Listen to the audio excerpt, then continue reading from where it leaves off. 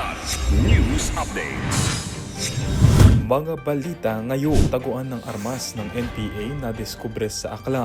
2 Pinoy arestado umano dahil sa post ng pag-atake sa UAE.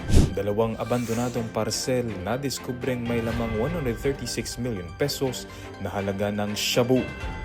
Ako po si Cesar Soriano para ihatid ang mga nangungunang mga balita sa buong kapuluan.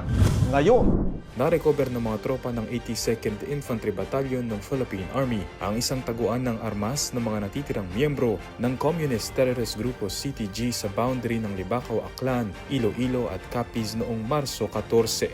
Nakuha sa pinagtataguan ng isang M1 Garand rifle, 7 magazine para sa 5.56mm na bala at iba't ibang uri ng mga bala kabilang ang 7.62mm, .30 caliber at 40mm high explosive. Ayon kay 3rd Infantry Division Commander Major General Michael Samson, malaking dagok ito sa kakayahan ng CTG sa Panay at patunay ng matagumpay na pagtutulungan ng militar at komunidad upang mapanatili ang kapayapaan sa lugar.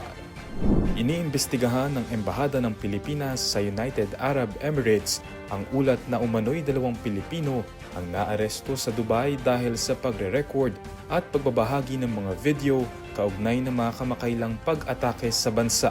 Ayon sa Philippine Embassy sa Abu Dhabi at Consulate General sa Dubai, humingi na sila ng opisyal na kumpirmasyon mula sa mga otoridad ng UAE tungkol sa pagkakakilanlan, kalagayan at legal na sitwasyon ng 2 Pilipino. Pinaalalahanan din ng mga Pilipino sa UAE na maging maingat sa paggamit ng internet at iwasan ang pagbabahagi ng hindi beripikadong impormasyon o video tungkol sa mga isyu sa seguridad na maaaring magresulta sa pagkakakulong at mabigat na multa.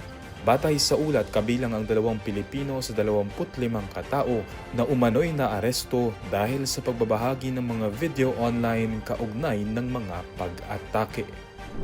Nasabat ng mga operatiba ng PNP Aviation Security Group, PIDEA at Bureau of Customs ang aabot sa 136 million pesos na halaga ng hinihinalang shabu na itinago sa 2 parcel na inabandona sa isang postal facility sa Pasay City nitong Linggo, Marso 15.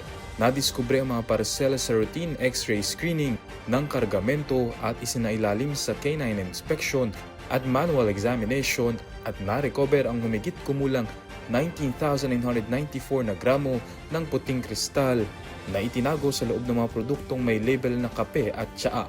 Ang mga parcel ay nagmula sa Malawi sa Africa at nakatakdang ipadala sa Marilao, Bulacan. Kinumpirma ng PIDEA sa isinagawang field test na shabu ang laman ng mga parcel. Dinala na ang mga nakumpiskang droga sa PIDEA National Office para sa karagdagang investigasyon.